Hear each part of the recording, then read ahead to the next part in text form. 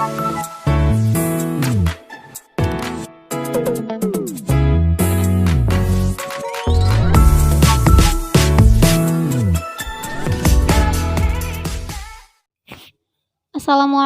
warahmatullahi wabarakatuh.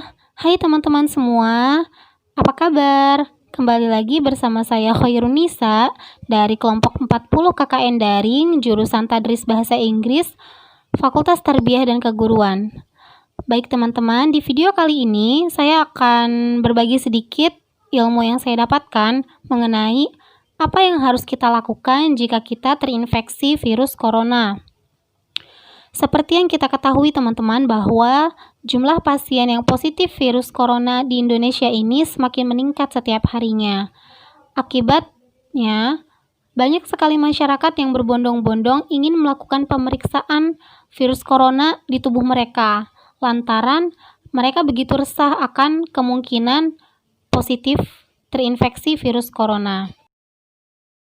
Baik teman-teman, di sini saya akan membagi 3 poin kondisi kesehatan yang dialami oleh seseorang apabila positif terinfeksi virus corona.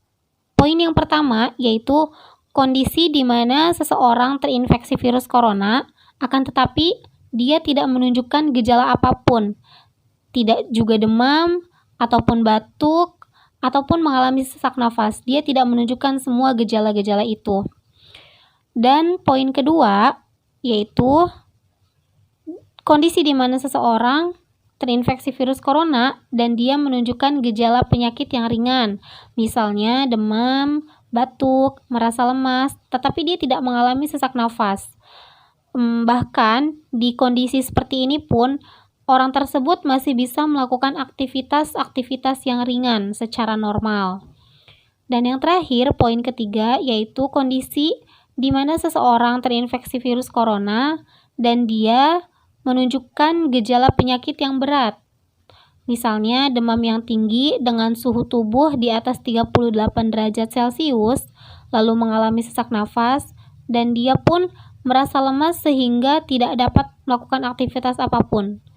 Jadi, jika kita mengalami salah satu kondisi dari yang sudah saya sebutkan sebelumnya, maka kita harus melakukan langkah-langkah untuk bisa melawan virus ini agar tidak terjangkit terlalu lama di tubuh kita. Jadi kita bisa tetap sehat, teman-teman. Baik, teman-teman. Untuk poin pertama yaitu kondisi di mana seseorang positif terinfeksi virus corona akan tetapi tidak menunjukkan gejala apapun.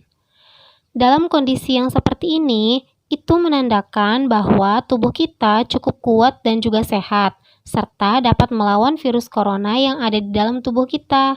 Nah, sebaiknya kita tetap tenang dan jangan panik ya teman-teman. Juga jangan terburu-buru pergi ke rumah sakit untuk memeriksakan diri kita. Karena dengan kondisi yang seperti itu, bisa saja kita menyebarkan virus yang ada di dalam tubuh kita ke orang lain, terutama saat kita berada di perjalanan menuju rumah sakit dan juga di fasilitas pelayanan kesehatan. Apa sih yang perlu kita lakukan? Cukup lakukan isolasi diri di rumah. Nah, selama menjalani isolasi diri di rumah, lakukan beberapa hal sebagai berikut ya teman-teman. Hal pertama yang harus kita lakukan ketika menjalani isolasi diri di rumah yaitu tentu tetap tinggal di rumah.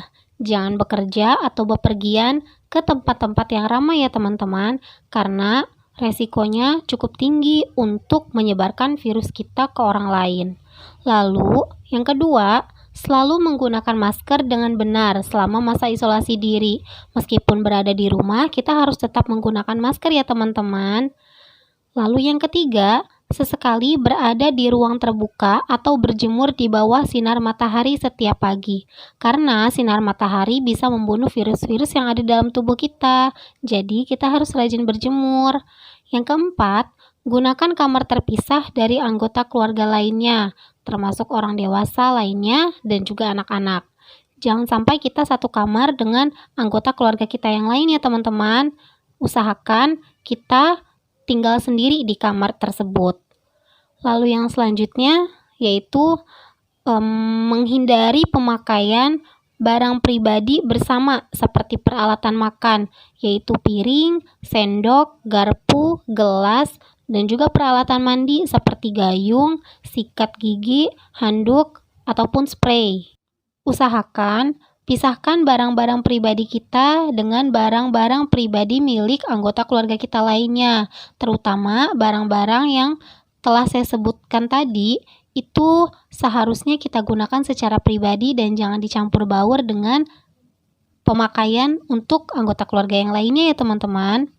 Lalu yang selanjutnya, jika memungkinkan, jagalah jarak kita dengan anggota keluarga kita setidaknya 1 meter. Meskipun serumah, tetap social distancing ya teman-teman. Kemudian, menjaga kebersihan ruangan dan barang-barang di rumah dengan cairan disinfektan. Kita juga bisa menggunakan sarung tangan sekali pakai guna menyentuh barang yang sering kita sentuh seperti pintu, meja, kursi, keran, dan lain-lain. Selanjutnya, rajin mencuci tangan menggunakan air dan juga sabun dan mengeringkannya dengan tepat.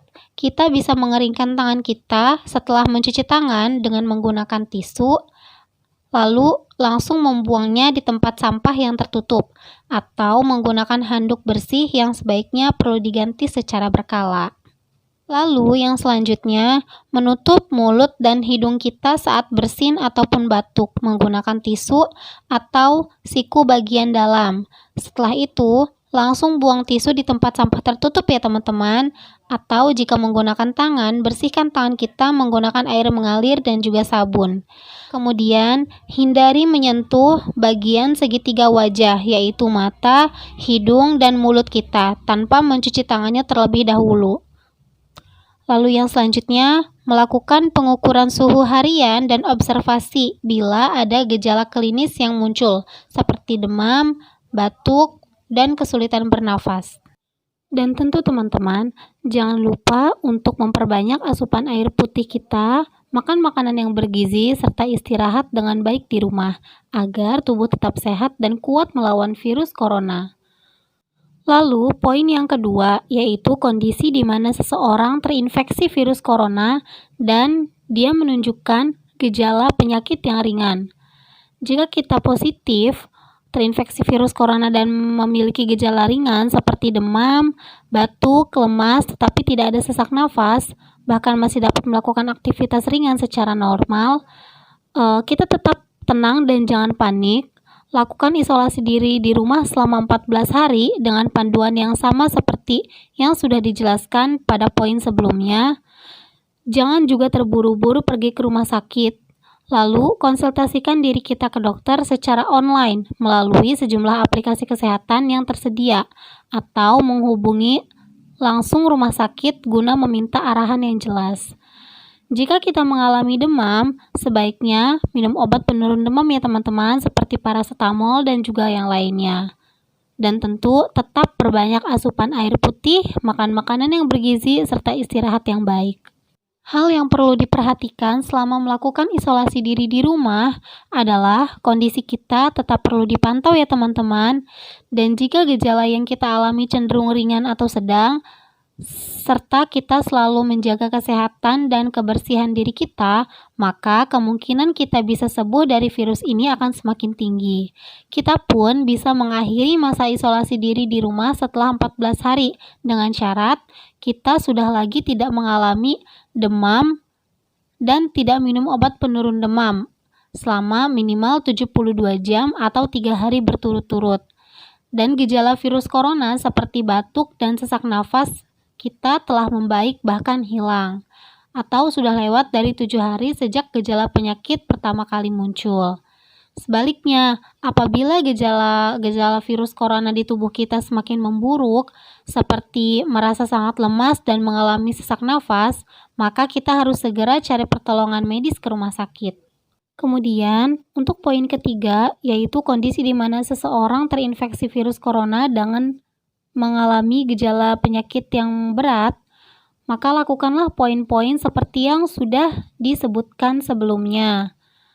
Dan segera periksakan diri ke rumah sakit rujukan COVID-19, selalu menggunakan masker, lakukan etika bersin dan batuk dengan baik dan benar, senantiasa mencukupi makanan sehat dan bergizi serta asupan air putih, dan pasien, baik orang dewasa maupun anak-anak dalam kondisi seperti itu, yang paling membutuhkan penanganan serius.